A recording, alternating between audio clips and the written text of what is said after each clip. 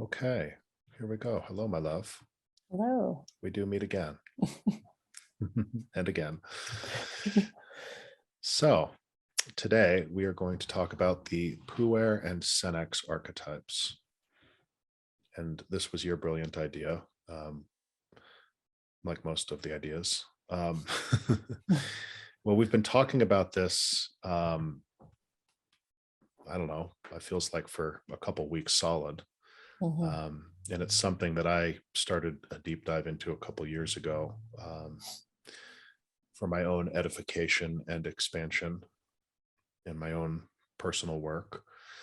And it just seems like this is a good time of year to um, share this information with people for free because there's a lot of what's going on this time of year that Mhm. falls under the heading of this uh, split archetype, this archetype in its schizophrenic state. Mm.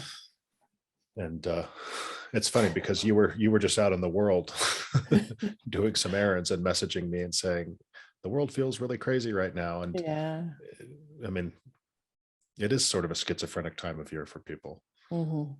A lot of sort of split loyalties and split energy, Mhm. um, trying to sort of manage all of the demands of this time of year while also trying to take care of yourself and um, enjoy the holidays, which is supposed to be the point. Right. So, And it's supposed to be a time of rest and vacation, but right. that's not happening That's not for usually most happen. people. Yeah. Yes, you just have to go to the mall to see that. Mhm. Hang out. Yeah. So let's dive in. This uh, Puer and Senex, let's just define these because if you've never heard these before and I started this video, you're going, those words don't make any sense to me. So the Puer, both of these words are Latin. Puer is Latin for boy, and Senex is Latin for old man. Mm. Um, and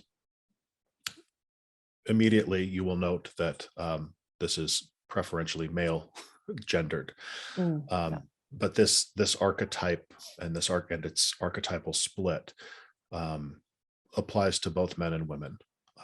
Like many things that whose names originate in antiquity, they're sexist. So Mhm. there's just no getting around that. There are female versions of these words, of course. Instead of puer and senex, you would say puella. So puella is Latin for girl. Um, there isn't really the Latin term, but the female version of the old man would be like the archetypal crone or witch. Mhm. Okay.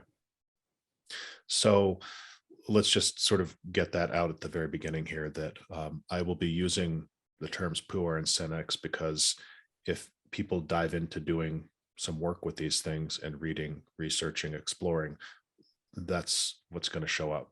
Mhm. That's how it's discussed. Yeah. But It's when we easier to Google. yeah, but when we say puer and senex, we really mean youth and age. Mhm. Okay. And so the idea here is that um, these two archetypes, the Puer and the Senex, um, existed sort of primordially as a unified whole. Um, and something about ego consciousness and living in duality has caused this archetype to split into two, the Puer on the one hand and the Senex on the other. Mhm. Okay. And and so now you have this schizophrenic or split polarity that represents sort of opposite sides of the truth of who we are and of what life experience as a human being is like. Mhm. Neither one of them is right, neither one of them is wrong, neither one of them is good or bad. um, they just each hold different elements of truth that seem to be opposites, right? Mhm. And because they seem to be opposite, they seem to then do battle.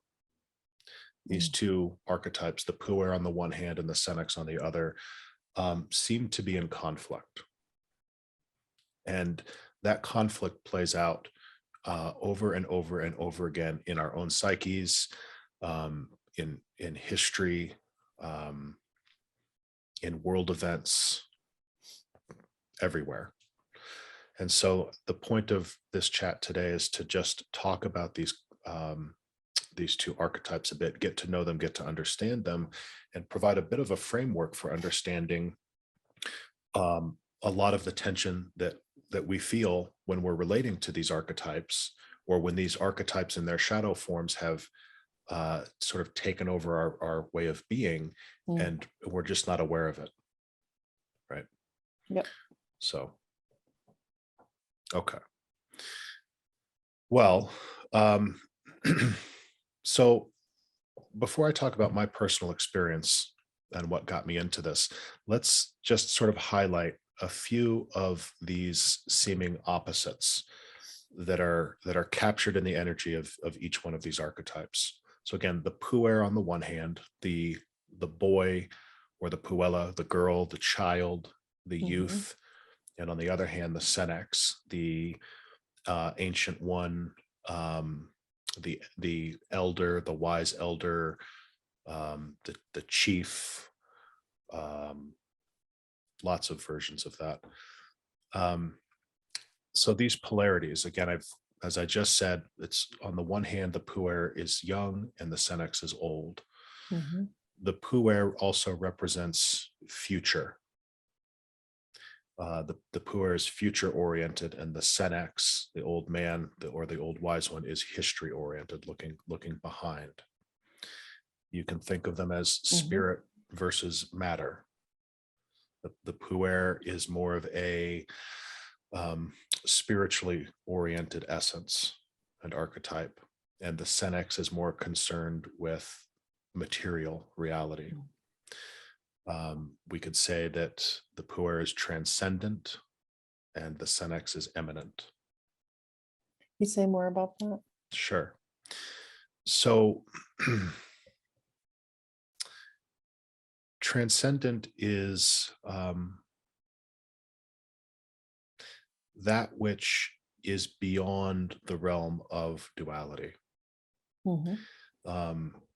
And then eminent would be that which is here present in reality. So maybe a great example for people, anybody who is raised in a Christian tradition, as a part of that tradition, it's taught that in the person of Jesus in particular, God is both transcendent and eminent.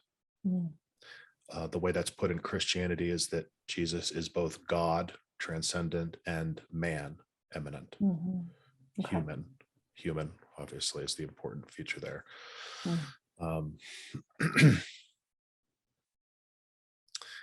So other opposites here represented by these archetypes. On the one hand, the puer represents possibility, what can come into being. And on the other hand, the senex represents reality, what is present here now. Yeah.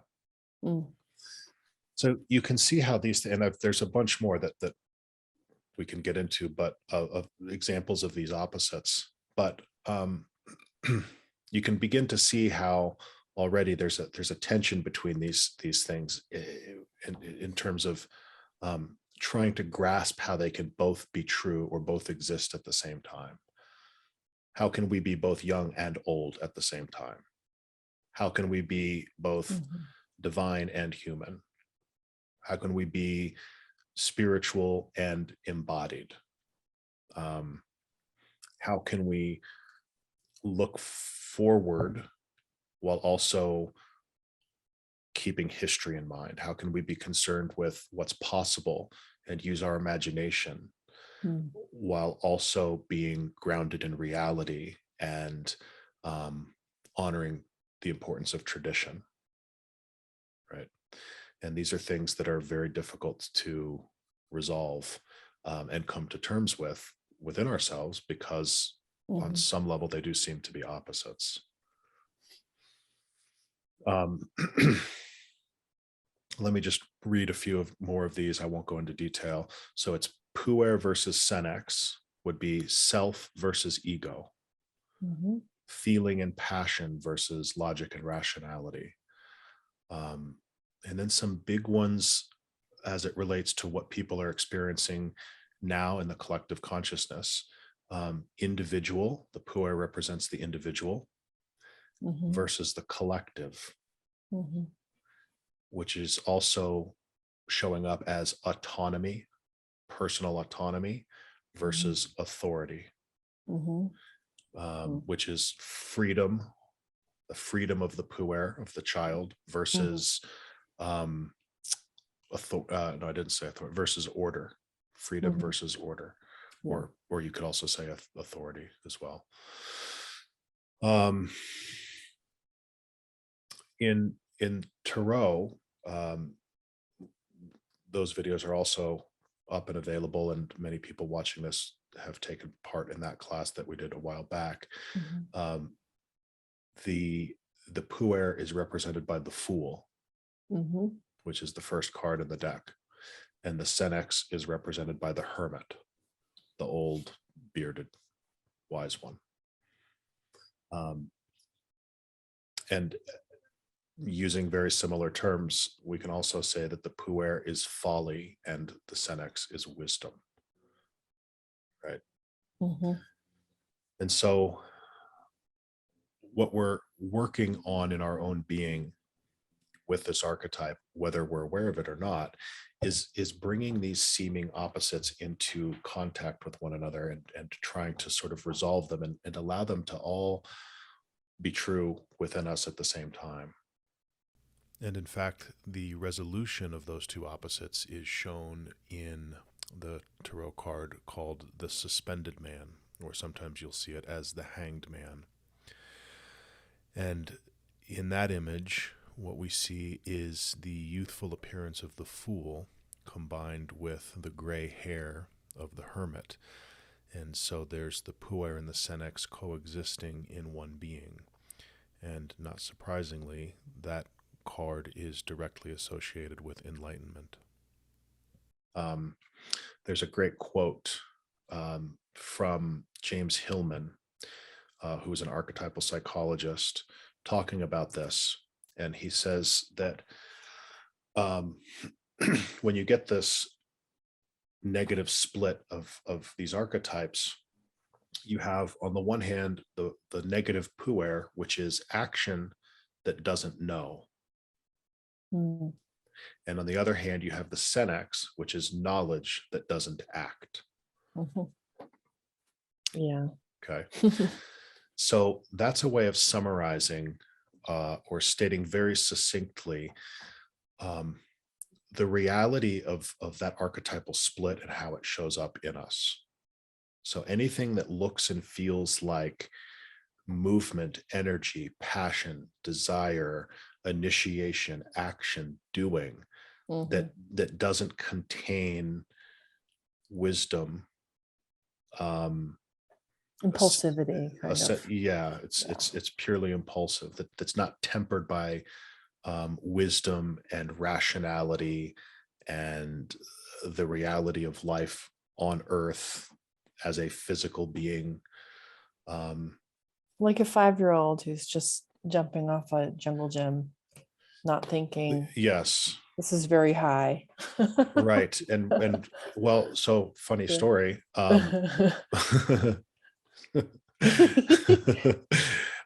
my early Puer days, I have a distinct memory of being very young and grabbing a trash bag.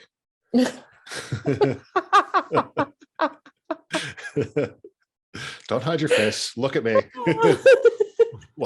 while I embarrass myself, and jumping off of like the kind of low garage roof of my house where we grew up, in the boonies of Central Florida.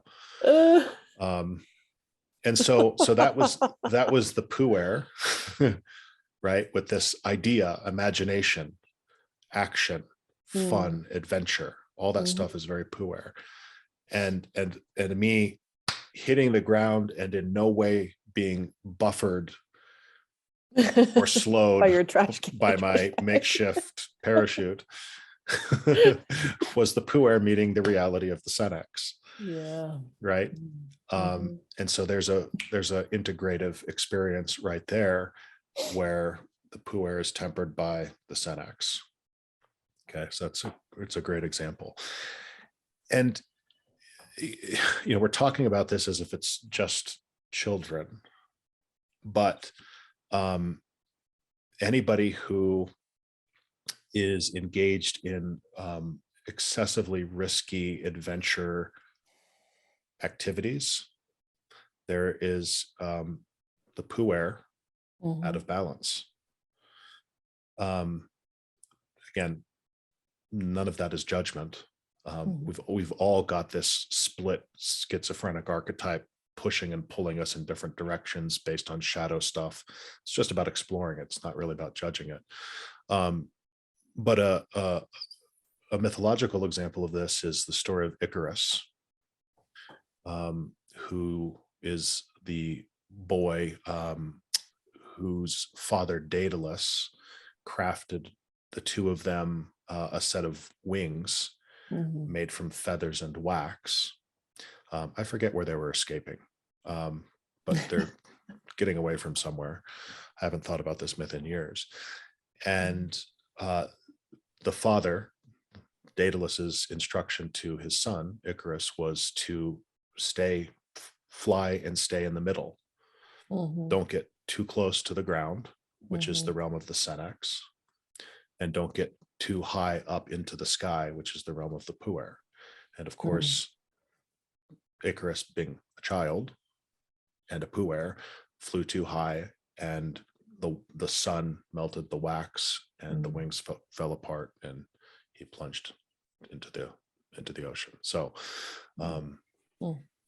there's a mythological example of this. Right. So the instruction from Daedalus is to stay in the middle. And that's what we're trying to do with this archetypal split that is living within us. We're trying to stay in the middle of it and allow the two sides to temper one another and live within us simultaneously. Which makes me think of the conversation we had about climbing Mount Everest, because that's a risky endeavor and requires the energy of the Puer to even initiate it. Yep. The Senex is not going to initiate that endeavor. No. It requires a sense of adventure, a sense of wanting to explore, wanting to climb high. However, nobody will survive that. Like the Puer alone cannot survive that journey. There has to be training and ritual and practice and wisdom and just a lot of preparation and a lot of earthly things, oxygen tanks and the right kind of food and Sherpas and all of that to be able to attain that accomplishment. Like you'd have to be a pretty balanced individual. Yes, but even then, many people die, right? Every year. I mean, it's not like people don't die doing all kinds of things. People die sitting on their couch and not exercising enough. So this isn't a judgment of the doing side of the equation. But yeah, it's a modern day version of, Icarus. That hopefully there's some tempering going on, but it's literally, let me see how high I can get. That is absolutely the energy of the Puer. Right. And to our point, it is not wrong. Right. It is that striving for height is an essential piece of our being. It's connecting me with the whole psychedelic conversation. Yes, getting high. Absolutely. Yeah, literally getting high. Yeah. But the the research of like Ram Dass and Timothy Leary in the 60s around LSD was that without the wisdom of the Senex, without the psychotherapy aspect, the integration part and the holding space, you're just partying. That's right. You're just getting high. You're just doing your Puer thing, which is, right. Whatever. Interesting, huh? Yeah, there's no grounding that comes after the fact. And if there's no grounding, there's no embodied history. So history is the realm of the Senex. Okay. The Puer is totally unconcerned with history. And so the Puer might say, I want to go get high just because it's fun. And oh my gosh, there's all of these cool experiences and it's totally out there. And I felt like the whole universe cracked open like an egg and I was bathing naked in the yolk of creation. All of this stuff is very, very Puer. But if there isn't an integrative aspect, or if even the doing of that is the Puer stretching too far, and it's disconnected from the Senex side of this archetypal split, then the experience itself ends up doing nothing because it doesn't become grounded in history. It doesn't become a part of your embodied history. It's just a fleeting, temporary sort of thing that fades very quickly.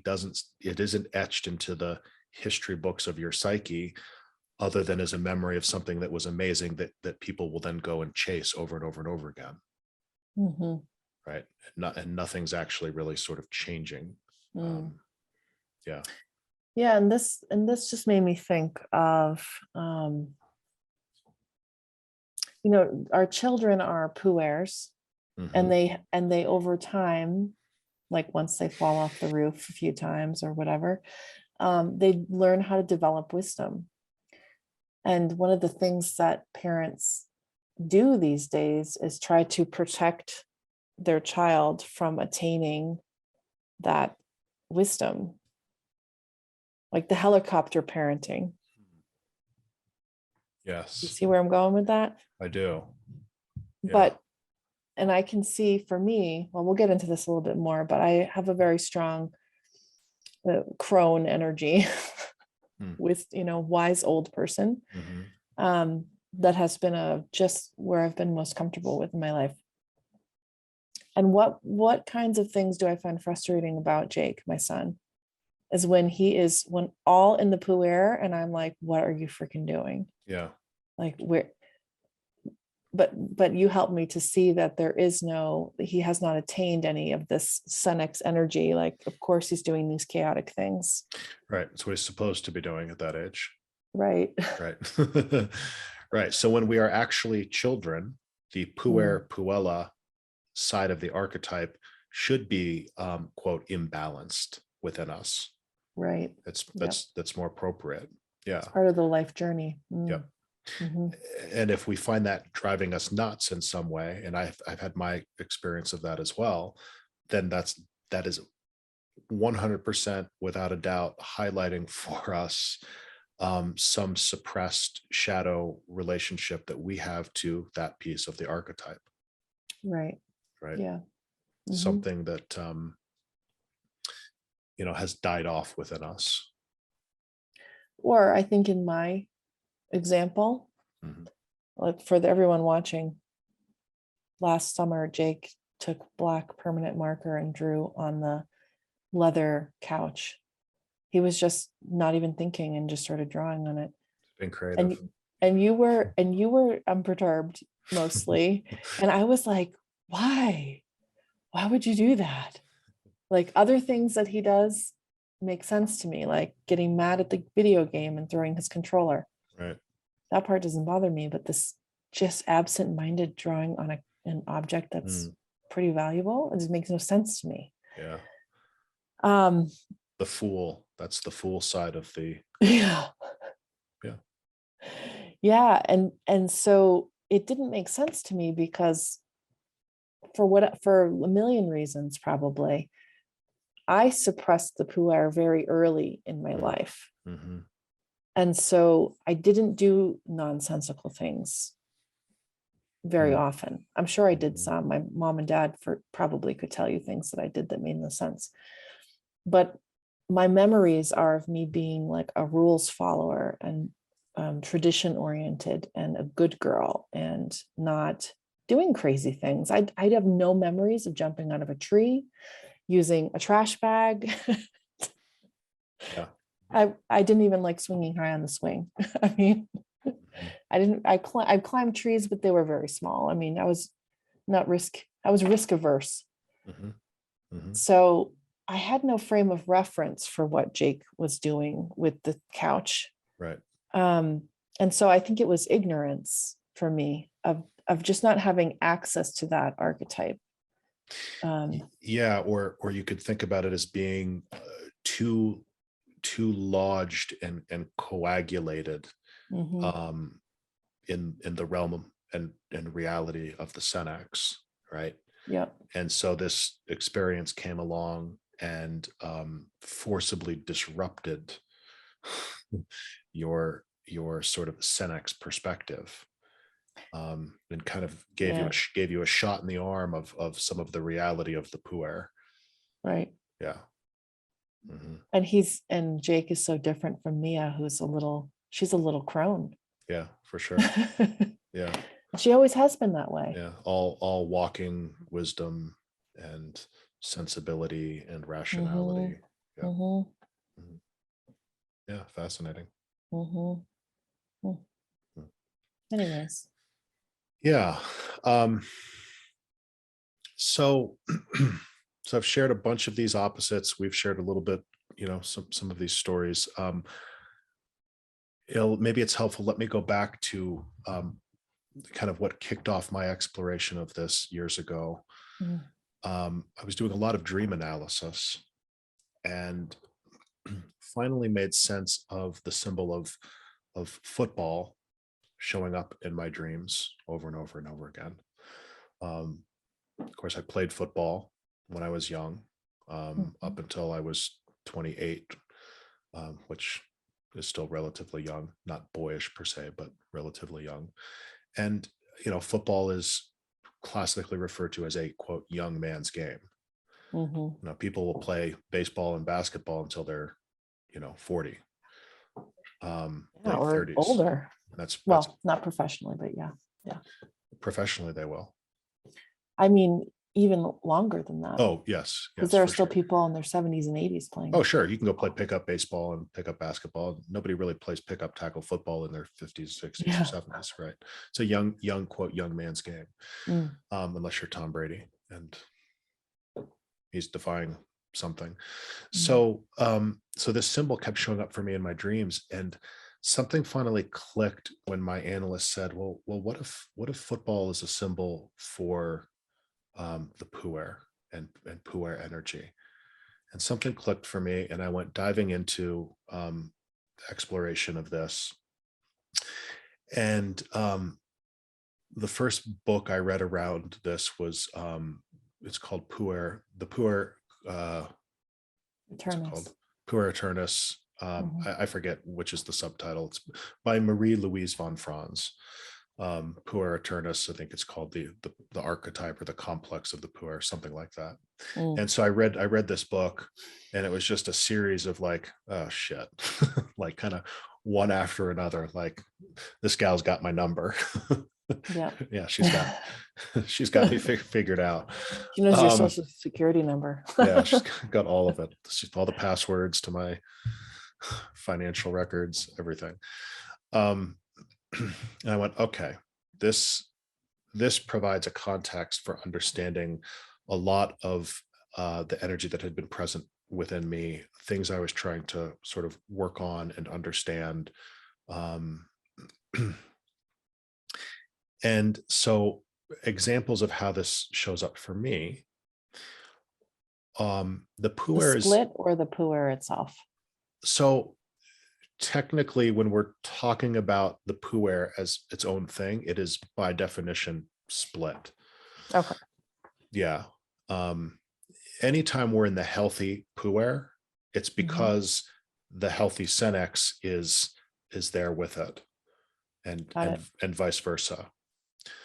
Anytime we're just in Puer energy, split off from influence of the Senex, we are sort of by definition in the shadow expression of the Puer, the negative Puer, so to speak. Right? Okay.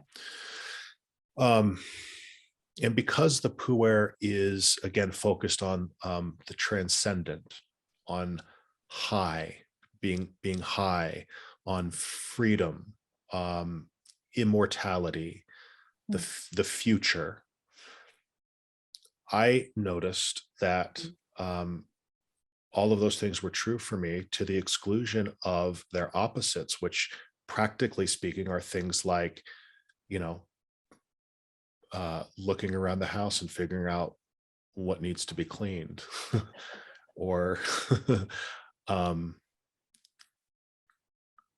showing up and getting practical work done that needs doing.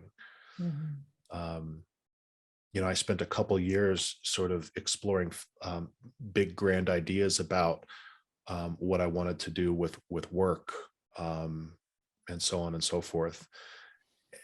And again, that's not bad to be in that energy, but I was spending so much time and so focused in that energy that the idea of stopping and putting that down to mm, go run mhm, 3 errands, go to the post office and go get mm. food at the grocery store and maybe vacuum the house was like, how could I possibly stop and do those things? I've got this to do. I've Like got much, dreaming energy, yeah, like, dreaming. I've yeah. got much bigger stuff. Mm, I've got much more to be involved in than that's way too big and important to put aside and go bother with, being a human, right, right. right? So that's Mm, a quick summary of sort of the energy I found myself in. Um, and if this is resonating with anyone watching, now you have some context. That's kind of the point of this mm, share in this talk is mhm. to provide some context. So I'm trying to think of other ways that has shown up for me. Um, like forever hating anything having to do with yard work, anything that's mundane, really. Yeah, mundane stuff. Mundane, kind of mindless, um, practical, Mm, these kinds of things. That's mhm. all. That's all the realm of the Senex, that I had kind of split off, right? Um, Which is funny because, well, one of the jokes that you have about yourself is that you were born an old man. that's right. So, so we can't ever just live in one of these shadows. Mm, So I was conscious of um, being in this. I became conscious of being in this negative puer pattern mm, of being really focused on the future and on big ideas, um, my own sort of transcendent reality, to the point of missing all of the very practical things that needed taking care of in my life, right? mhm, So in other words, I had suppressed all of the Senex aspect within myself, which mm, means I was in shadow puer being, mm. but the suppressed Senex being also becomes shadow then. Right. And so what does that look like? It looks like not having any energy, Yeah. Crankiness. being a cranky old man. Yeah. What, do you want to do anything? Well, I could do something, or I could just sit on my couch, Yeah. right? And Yeah. not go anywhere. And so Mm, if you look at the net result here is that whether you sort of seem to be more in puer split off energy or more in Senex split off energy, you come back around to the same place, which is nothing gets done, right. right? The quote from Hellman. Yeah, that's right. You either you have action without knowledge or knowledge that doesn't act. Either Mhm. way, nothing productive is accomplished. If you act without knowledge, it's all wasted energy, right? Yeah, And it's if like the energy of just running around in circles and you've forgotten what you were doing and yeah, you're not actually getting anything completed. that's right. Yeah. And you start, yeah, you start 50 tasks and finish none of them, Right. Yeah. right? Hmm. And at that coexists with the other side, so to speak, of the shadow, which is knowledge without acting.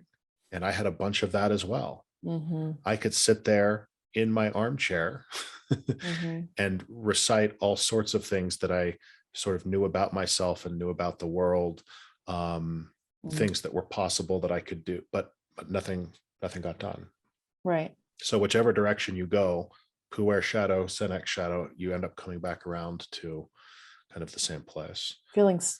And so how people describe that when they come see me and you is feeling, I feel stuck. I feel like I have no passion. I don't know what I'm doing with my life. Yep. Yep. I don't know what my purpose is. Please tell me what my purpose is. That kind of existential question that people will usually have around this time of life, actually around their late 30s, early 40s.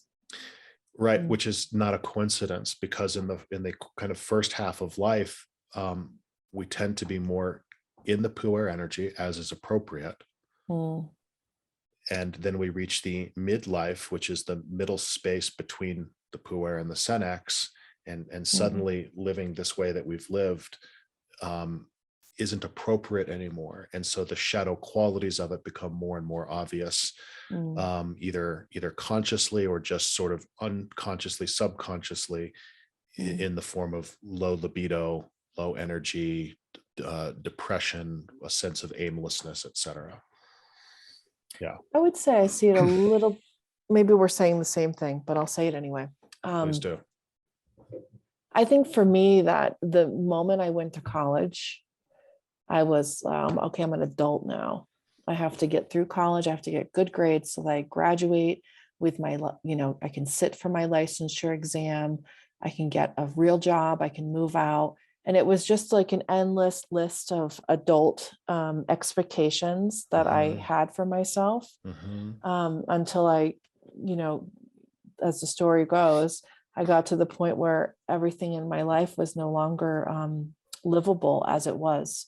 I was crushed under the pressure of my own expectations for myself and other people's expectations, and a story about my life that had no passion and meaning to it.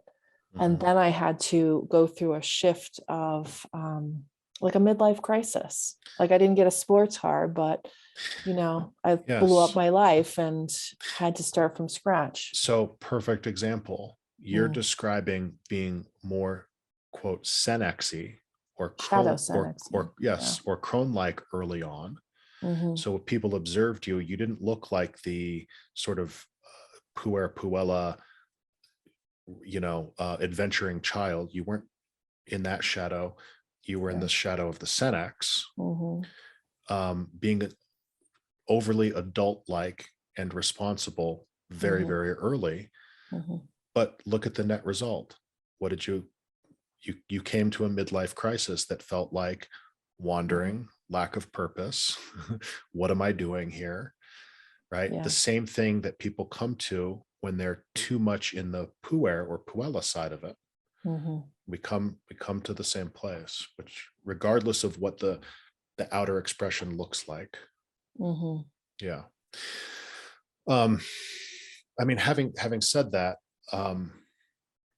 I tend to see, and I think that what I'm observing in the world, people around me, friends, acquaintances, clients, male clients who come to see me, is that with men in particular, men seem to really be in this shadow Puer energy. And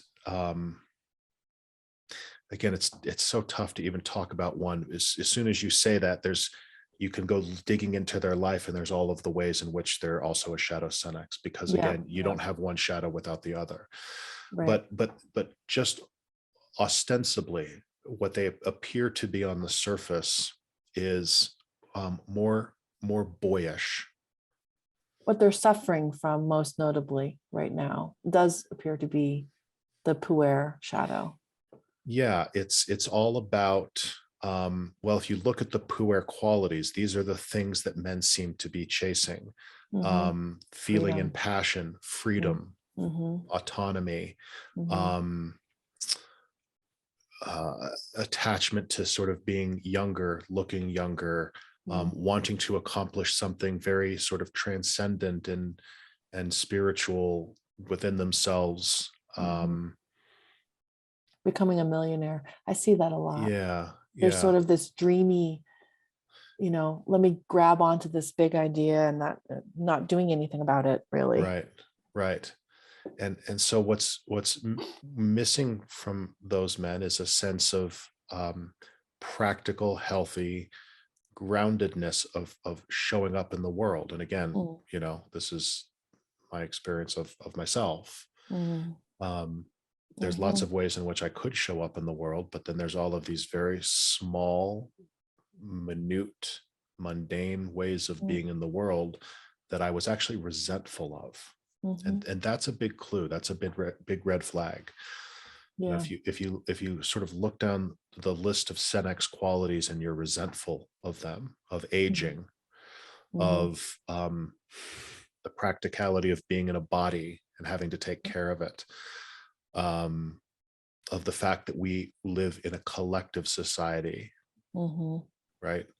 We're not just an individual. Not just an We're individual. responsible for people around us. Yeah. Yeah.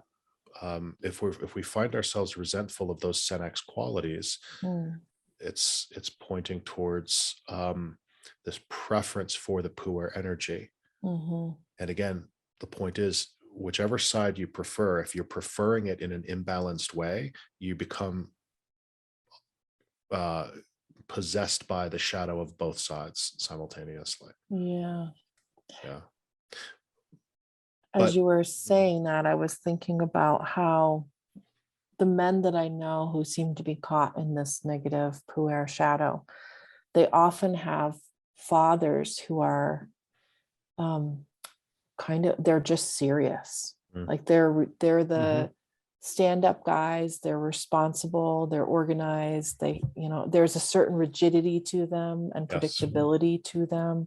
Yep. They're not the ones that are running away and abandoning their families and Right. that kind of Yes. dynamic.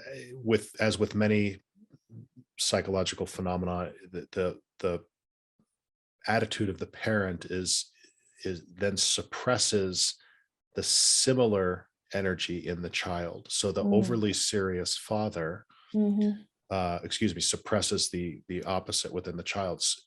The serious father teaches the child to be serious mm. when the child should be a child, Yeah, yeah, right? When it's appropriate to be a child when you're a child, and yeah. it's appropriate to be childlike in everything that entails. But the Mhm, overly serious kind of Senex oriented father, you know, disseminates that energy, and it suppresses, it causes the child to suppress the puer energy. mm. um Again, we're talking about men in this particular example. It works both ways.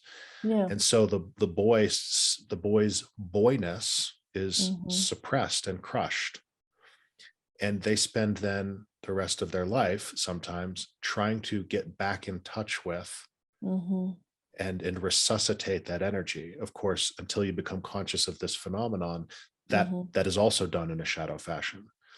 And you get men Yeah. who, you know, just at a whim abandon their family and sort of Mm, run off on either an adventure or with another woman, mhm. or actually switch sexuality. You see that happen. There's all Yep. kinds of ways of trying to recapture the suppressed uh, child energy, from from when it was kind of squashed by a overly serious parent. Yeah, or by a parent who demanded that we be adult like. Yeah, Yeah. yeah. And Yeah.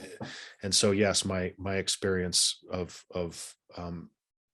many men, um and what that shows up like is difficulty being in a serious committed relationship, um difficulty um, showing up in the world in practical ways, difficulty sort of staying put, anything that looks like rigidity and order Mhm. and solidity. The term that's thrown around, I think this is an important term that helps capture the energy of being in a puer complex. The puer lives what we call the provisional life. That's a term that Jung used, Carl Jung. I don't know if he was the first to use it. Marie, his student, who was a brilliant psychologist in her own right, Marie-Louise von Franz, talks about it a lot. So what the provisional life means is everything is just kind of half committal, sort of temporary. It's like, I could build a house out of concrete on a solid foundation, or I could just live in this tent that's staked down by a few pegs. Yeah. And then, at a whim, I can quick pull up the tent and Go get out of somewhere here. else. Yeah. Yeah. That's the provisional life.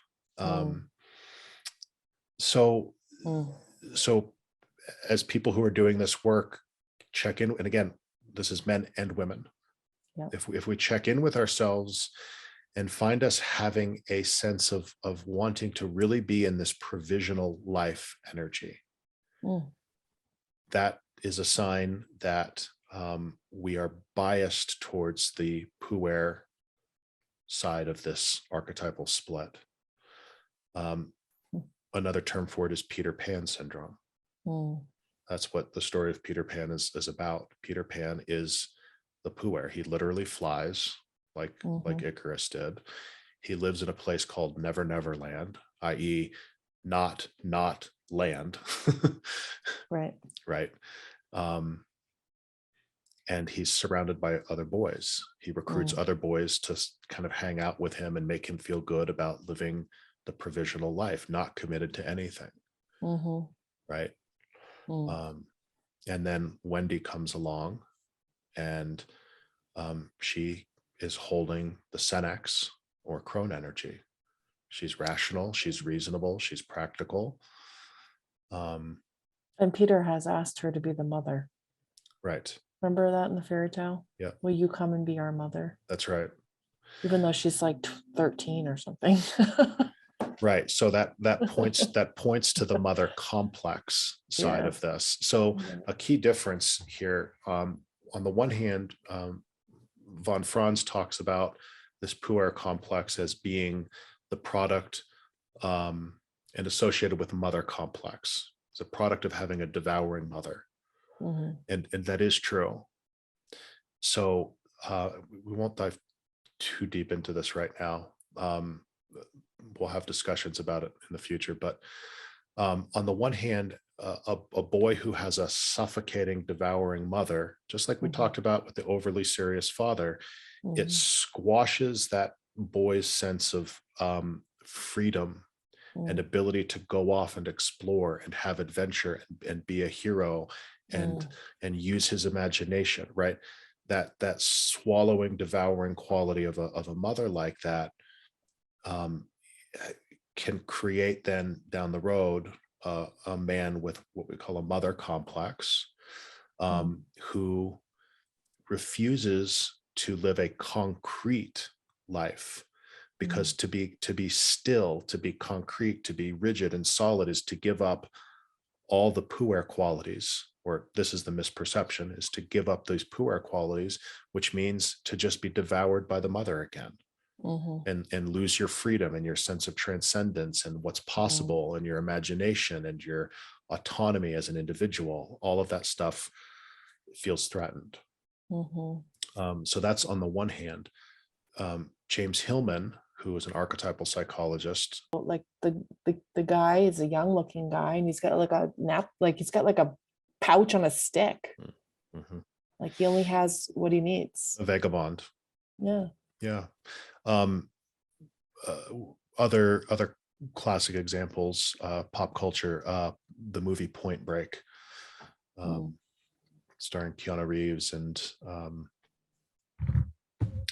Dirty Dancing, man, Patrick Swayze. Yes.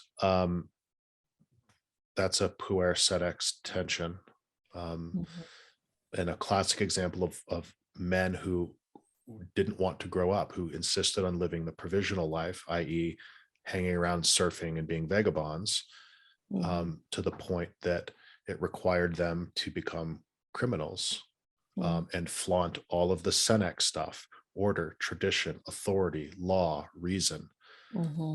All of that stuff had been rejected and flaunted in order to try to stay in that Puer lifestyle. Yeah. And then, of course, at the end of the movie, the sort of anti-hero that Patrick Swayze plays is not redeemed. He's confronted there by the Senex reality, Keanu Reeves, who's the FBI agent, on the beach.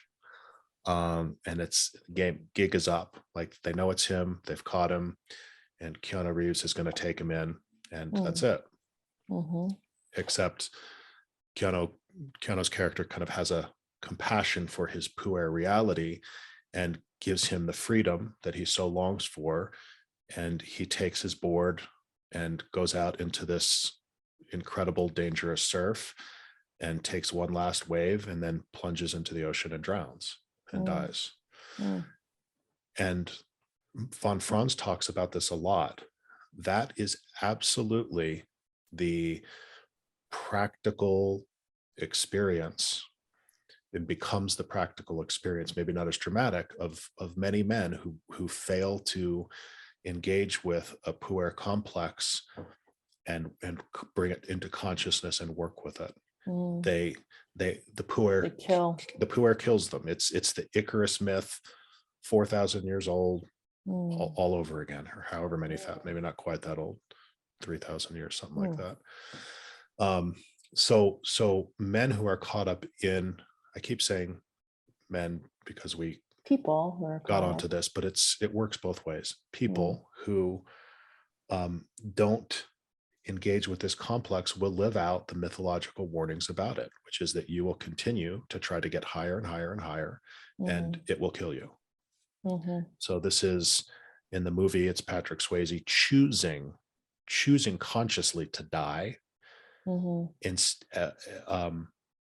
instead of face the reality of all of the Senex side of the equation. Makes me think of alcoholism. It shows up as alcoholism. Any young man who has fallen off a mountain and died, or died trying to climb Everest. Again, it's attempting to reach these heights and becoming so enamored with it that you're either consciously willing to die, or the unconscious side of it comes up and grabs you in the biggest way possible. And even if you didn't consciously think, I'm ready to die or I want to die, so much of that had been suppressed, and you were in such an imbalance into this Puer energy that the myth, the impersonal myth, becomes the personal experience. It's you see it. It can show up as heart attacks or other sort of disease at a young age. Yeah. So we want to look at this stuff. Yeah. Right. Again, going back thousands of years, the mythology tells us there's a problem here if we're caught up in the Puer side of this complex, and here's what it looks like. There is also the opposite, which is being caught up early in too much Senex energy. Again, the point that I came up with, it was my discussion with a lot of men. I don't see this as often. I have a hard time even trying to find an example of it. But the overly Senex woman? Man or woman. Yeah.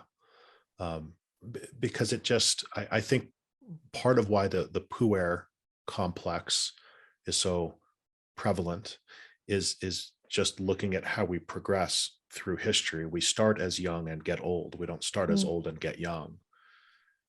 And so the Puer energy that's tied up with the actually being young, that's what's at risk of being suppressed into the unconscious and creating a complex that then shows up later. Yeah. I think that's part of why, but you can see people who at a relatively young age are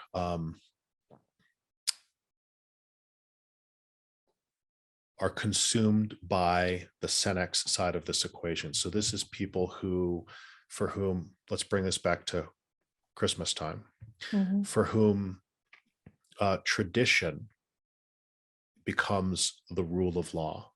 I mean, that's me. That was me, my life. Yeah. And many women that I know. Okay. This is, to me, it's a trauma response. Yeah. So maybe while men are busy being thrust into puer complexes, maybe it's the women who, I don't know. I'll have to see if anybody has anything to say about that. I haven't looked to see if that seems to be generally true. Well, what I hear from a lot of women is that they've married puers.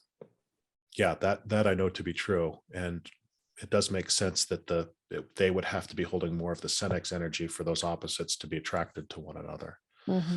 So the Senex imbalance is it's a overemphasis on tradition, logic, and rationality, avoiding anything risky or dangerous because it's not safe.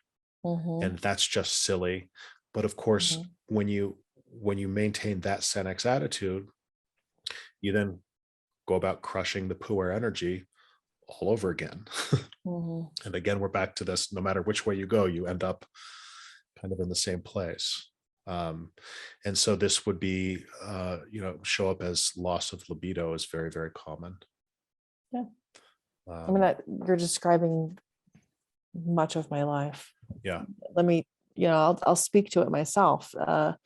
It looked like, having kids and not knowing how to play with them. And feeling like I had to clean the house instead of sit down and play with my kids. Feeling anxious, literally anxious about sitting and playing. And I used to have dreams that I was flying all the time. And I would look forward to those dreams because that's where I could experience the freedom that I didn't give myself in my everyday life.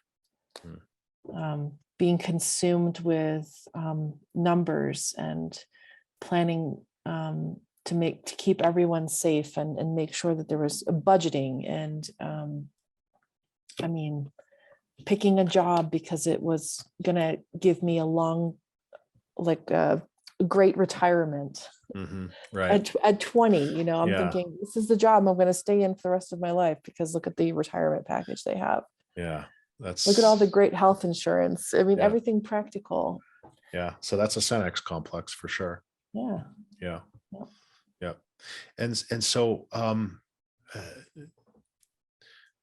again, can't emphasize enough that this is not about being one or the other. If we're in one, we are in the other. There's just these different flavors. Like in your case, the flavor in which that showed up looked on the surface to be more the Senex energy, but then you could trace that down and see how that translated into what would also look like a puer complex, right?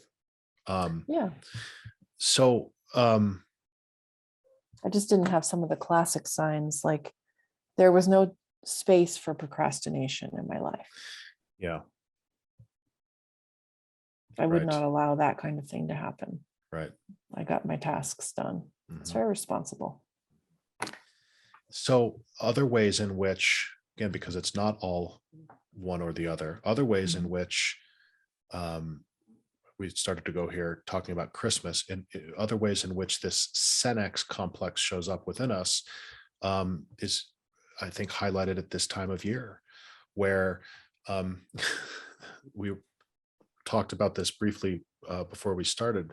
We had this the irony of this time of year. It's the season of Christmas, which is literally a celebration of the boy. It's the celebration of the birth of Jesus in that rejuvenating, transcendent, divine, energy that was held in that boy, right? So it's a celebration of the coming of the boy, the coming of the puer into the world. And because people don't really grasp in an embodied way what that means, really, the reality of it is suppressed, and we end up in the shadow opposite, which is Senex energy around Christmas. And so what you have is a time of year where, yes, many people love Christmas traditions, but there's also this heavy sense of obligation that many people have. And even if they don't say that consciously, all you have to do is look and see, what does the world do at Christmas? Yeah. It goes mad, running around like crazy, spending money, matter, material, consuming objects. All of that's the realm of the Senex. We go into this extreme kind of Senex mode of, I have to go buy these presents and do these things. I have to travel home to meet with my family. There's a lot of, I have to do this, I need to do that, I got to get this done. There's a lot of frantic running around to accomplish the mundane tasks that we have begun to associate with Christmas. Right. So there's this it's pressure. It's pressure. And there's this religious and spiritual tradition that began as a celebration of everything about the boy puer energy that has become all of this shadow Senex stuff.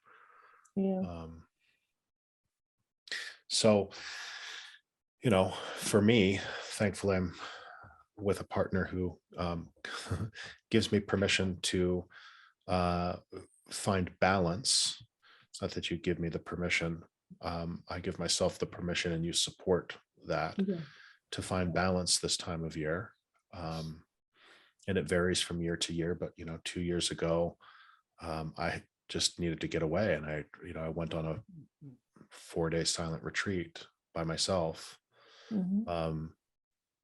because that's what I needed, to sort of free myself from the sense of obligation, and the weight of history in its negative sense, some of these negative Senex qualities. And it's something I'm still, working with to try to find balance. But there's an invitation here for us at this time of year, is my point, to bring balance back into this Puer-Senex schizophrenic split, and to try to integrate these two separate pieces of the archetype back into one. And that would look like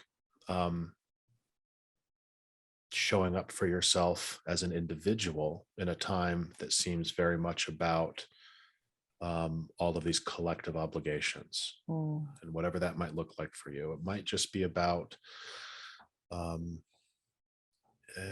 many people reach a certain place where they go, okay, I'm not gonna, let's talk about this as a family. Do we want to do gift exchange this year? Do we need to do that? Maybe we just take the year off from buying each other stuff, and we just express our love for one another by being in each other's company. That would be one example. There was Glennon Doyle had a really great podcast on this, kind of reclaiming Christmas, reclaiming the holidays, sitting down as a family and making a list of, like, what are the traditional things that we really collectively all love, that we want to continue this year, and what are the, you invite in the puer energy, like, what's something fresh and different that we can experience together. Yeah, wonderful.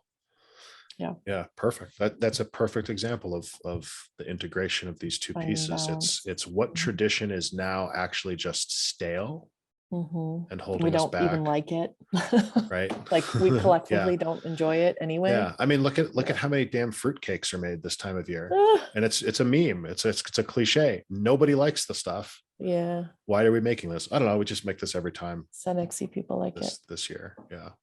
Um, yeah, that's a great example.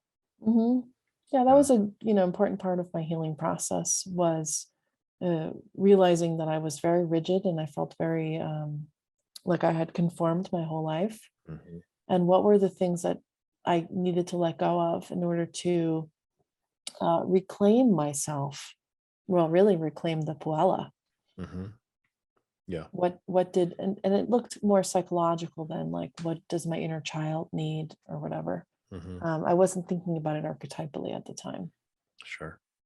but it was definitely that journey. Yeah. It was almost like, some people have to come out of the puer complex and grow up.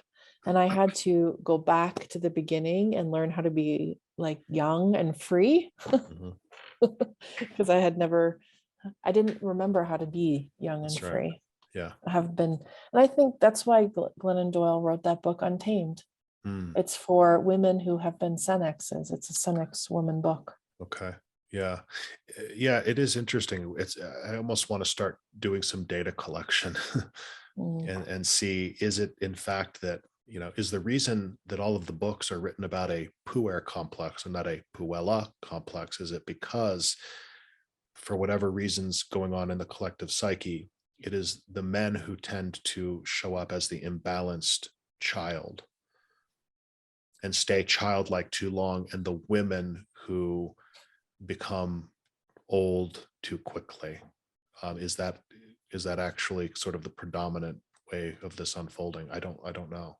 I don't know what it's like in other countries, but it's kind of a joke that women have amongst one another is that this is my fifth child. Totally. Yeah. you know Absolutely. Yeah. Yeah. the husband's the one playing video games while the wife is consuming taking up all of the space trying to figure out Hmm. things about the children and Yeah. whatever. Yeah. Yeah. And um, just perhaps to kind of end here, this stuff is showing up in the world everywhere. Mhm. And in fact, if you study this and read the works, some of the ones I've mentioned, in particular, the work of James Hillman, talks about how this archetypal split is really at the root of all polarity conflict. Mhm. And so, really, anything that you go and look at in the world that where there seems to be a really stark polarity with two sides in conflict around an issue, that each side will fit one of these lists that I'm going to share here of either they're very Puer centric or very Senex centric. Yeah. Um, and it's fascinating, as we've discussed, that's so true that it's that archetypal split and the tendency to rebound from one side to the other. So again, it's no matter which way we go, sort of there we are. That's where we end up. Yeah. Um, has even shown up in the last two presidents of the U.S. Mhm. The previous president, Trump, whether people like him, love him, hate him, voted for him, didn't vote for him, none of that matters. Um, most people, even those who voted for him and really love him, would look at him and say he's in many ways very childlike. Mhm. There's an immaturity. There's a just kind of speaking whatever is on his mind Yeah. at the moment without any, Impulsive. very, very impulsive. And so it doesn't matter that he's biologically old. Mhm. He, in many ways, is an embodiment of the puer complex. Mm. Um, and Mhm. so even people who voted for him, many of them would say, well, that's actually why. That's why he got my Yeah. vote, He's right? freedom oriented, He's very, very and that is seems to be very attractive. freedom oriented, and that's what pulls people in. It's this sense of Mm. possibility. I mean, he even had the tagline "Drain the swamp," and swamp Mm. was his sort of pejorative term for the staleness of the collective authority, law, Mhm. order, etc. All of the people who were sort of had become stagnant in their governing of the country. Yeah, kill and the Senex. he's at kill the Senex. Has a great, That's great. the message. By the way, Senex is the root of our word senator. So it's Interesting. it's appropriate. Yeah. So you had Trump, who was the embodiment in many ways of this puer energy, imbalanced, and we said, oh no, can't do that. Let's get somebody new in there, and we voted in like the most ultimate Senex. perfect, Yeah. the epitome of the archetypal Senex, to the point where, oh, by the way, the other word we get from the Latin root Senex is senile. And that's all people can say about him. And He's and old. that's He's too old for this. he's old, he's too old, he's losing his marbles. Yeah. And so here we are as a country. And again, I don't care who you voted for. This is a pretty universally agreed upon assessment, whether you're for or against, is you had this kind of rambunctious, sort of obnoxious, impulsive, puer type, and now we have its seeming opposite. And again, this isn't a civics or a morality lesson or anything of the sort, but the mythology would tell us that to whatever extent these sides are out of balance, and whichever direction we go, whether it's via the Puer complex or via the Senex complex, we're going to end up in the same place. It doesn't matter which way you go, you will come back around to this. It'll have the same practical result until these two sides of the archetypal split are integrated in a healthy fashion and healed. Yeah. And I think, before we go, I'd like to just spend a little time talking about, people will come to us and they'll say, I feel like I'm don't want to get anything done, and I just want to sit on my couch, and I'm just overwhelmed by the world, and I don't know what to do with myself. And then like the next day, I'm being very strict with myself, and I'm berating myself for having the previous day's experience. And they're caught in this sometimes very quick swing back and forth. Sometimes it's, months of swinging back and forth. But I think oftentimes it's within the very same day. Yeah. The internal processes are one of, oh, I need to take a rest now, and oh, I shouldn't have taken a rest. So how can we help people to break out of that? I think the answer to resolving all opposites is temperance. And so that means taking the thing that's showing up in its imbalance and introducing the opposite quality to it. Right. And so I'll just speak very personally. For me, literally the most healing, expansive, spiritually growth-oriented work that I can do in my life right now is notice when a piece of trash needs to be picked up and actually stop and pick it up. Yeah. There is literally nothing more important. There is nothing that's going to happen in meditation or on an ayahuasca journey or in a church or whatever. There is nothing more important that will ever show up in my life right now than picking up the piece of trash. Yeah. Noticing when this thing needs to be done. So it's about noticing when we have moved into an imbalance one way or the other, and gently introducing the opposite. Giving yourself the opposite medicine. Yeah.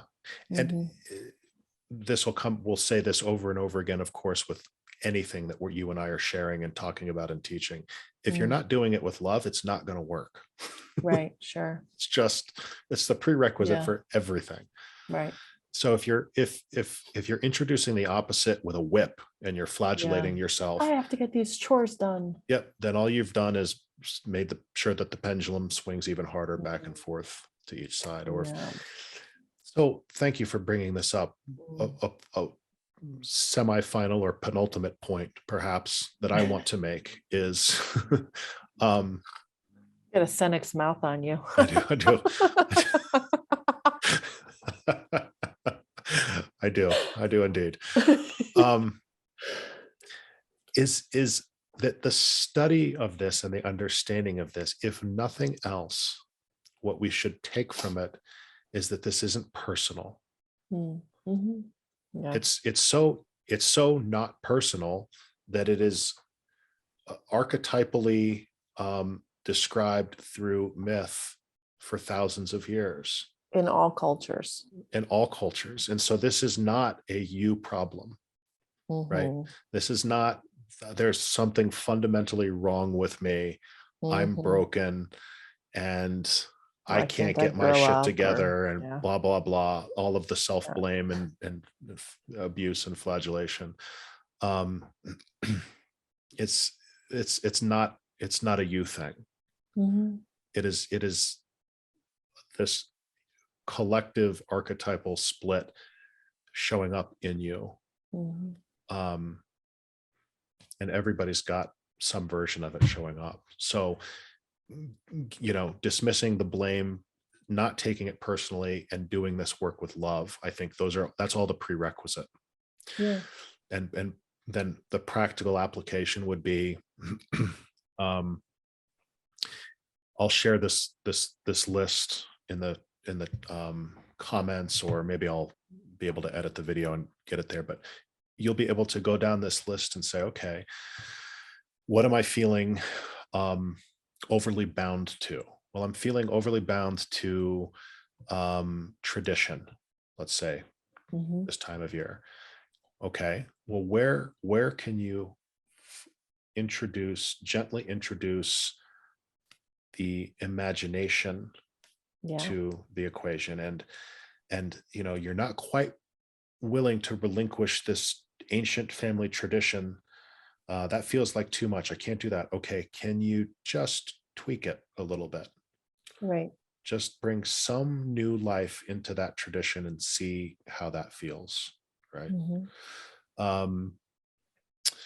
If you are a person who is driven by logic and rationality and always playing it safe, right? Again, gently introducing the opposite. You don't go jump off of the garage with a trash bag. You don't go play in traffic, but you find some small way to introduce feeling and passion Mm-hmm. back into your life. And that person might say, well, but I don't have any feeling or passion. That's the problem. All I can do is live in my mind, and it feels very dry and sterile. I can't feel any passion. Well, then maybe your way of working with this is to introduce even the idea of feeling and passion, which would be asking the question, what do I want? Mm-hmm.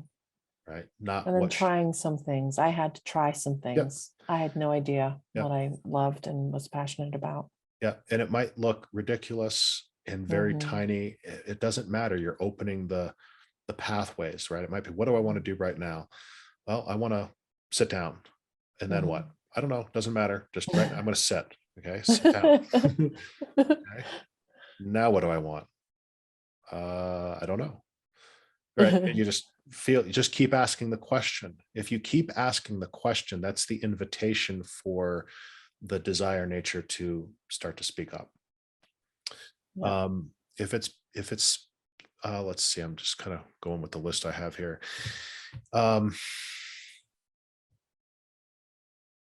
If you are kind of obsessed with your responsibilities to the collective, and we don't want to go there today, but there's a really glaring, obvious version of that out in the world right now. There's a big, huge debate about collective versus individual. Yeah.